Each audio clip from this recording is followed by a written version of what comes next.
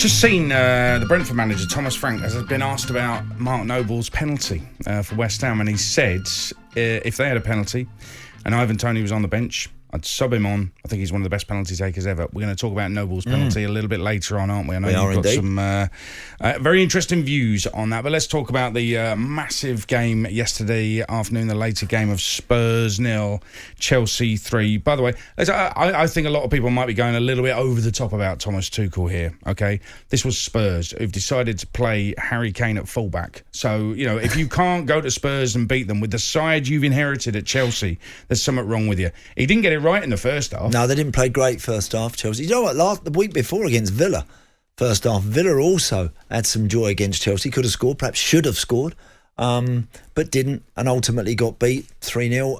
And similarly yesterday, Aid, exactly. Spurs, first half, gave Chelsea a few issues.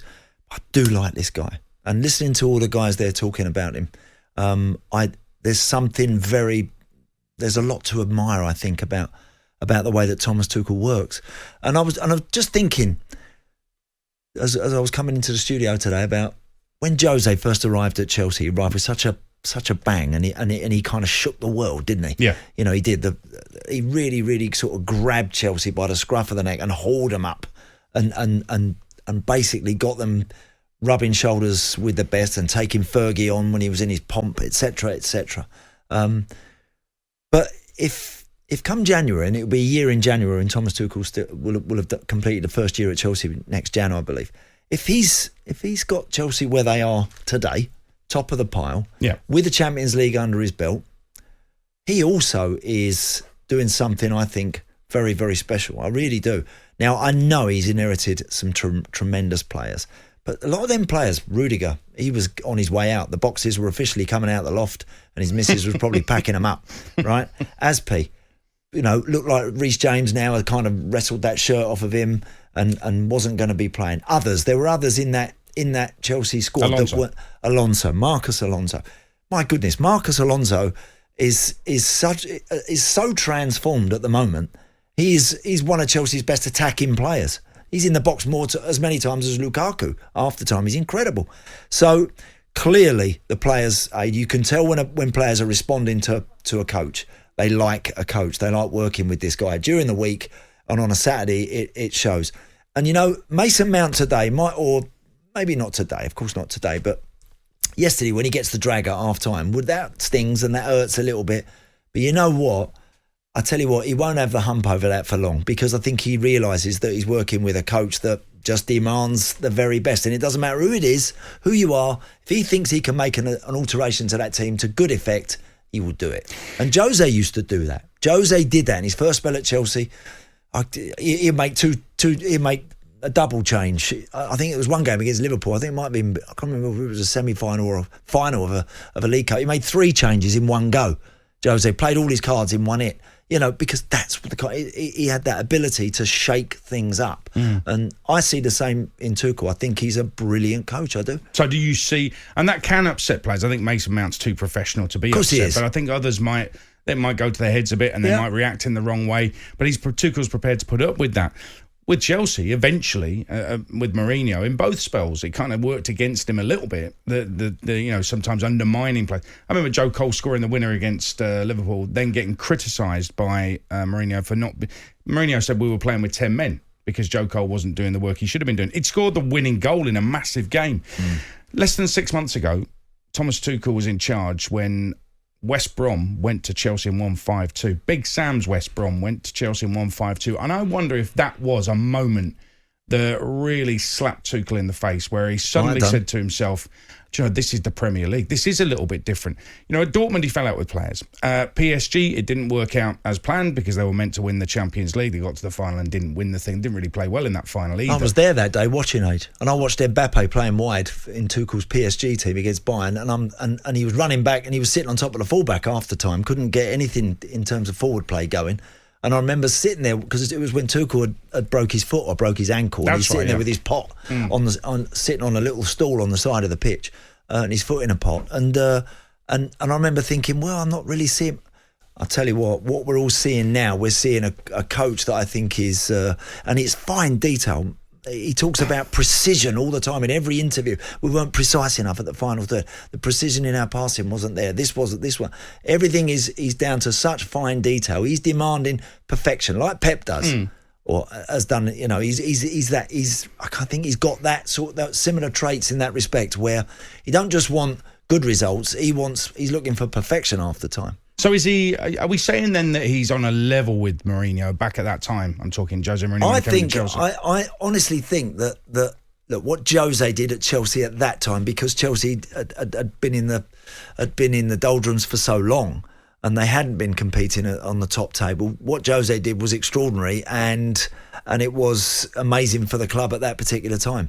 I think what this guy is doing is, of course, and he's got to go ahead and he's got to continue and win the Premier League this season. I don't see two teams finishing above Chelsea. I only see one team possibly, and I say possibly because I think Chelsea are favourites in most people's eyes. I only see one team capable of perhaps of finishing above Chelsea, and I'm not sure exactly which one that is as we speak today. But I think they are very much the team to beat. Okay, I'm intrigued by Tuchel. I do think people have gone a little bit too soon because he's not even been here a year. I think in the Champions League final, he's won the Champions League. You can't argue with that. It's there and nobody can take it away. But was it down to Thomas Tuchel that Pep Guardiola bizarrely left out both Rodri and Fernandinho? Well, he can't control that. No, he can't. He can't control that. But he's got very lucky with it, hasn't he? Well, he might. Yes, it seemed a mistake on the day, didn't it? It didn't seem like it certainly didn't work, and Chelsea deservedly won it. But I just get the feeling, and I think everybody, when we watch Chelsea at the moment, sees a team when they're not at their best, they don't concede goals, don't let nothing in. I'm watching Rudiger. And at the moment, and I'm seeing Andreas Christensen come on a bundle now. He looks like he's developed physically. He looks like he's now no longer, was a bit flaky. You could bundle him off the ball a little bit and upset him a year or so ago. Not now, maturing massively. Thiago's like he is a Rolls Royce. Incredible, yeah. You know, and every time he comes forward, when he wants to go and attack the ball in the box like JT used to for years in a Chelsea shirt. And in the forward positions and midfield positions, they've got as much as anybody.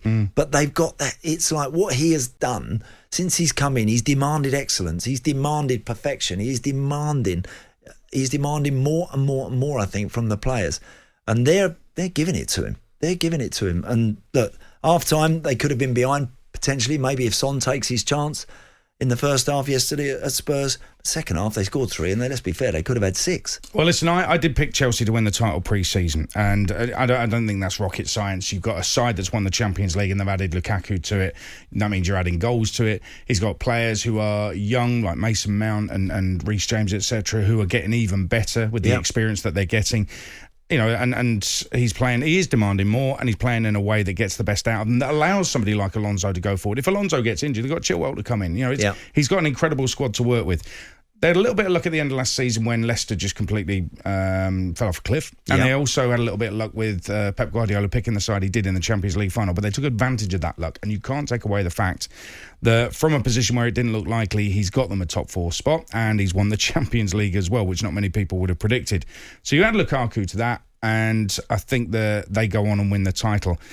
Yesterday, though, I think it says so much more about Spurs. I mean, I know that he was probably about the 8th or 9th choice, Nuno, but Nuno looks like a no-no. I mean, I cannot see anything there for Spurs fans. They had a little bit of fortune at the start of the season. They're dull to watch. He's not getting the best out of Harry Kane. They're not getting results. There's nothing positive for Tottenham Hotspur.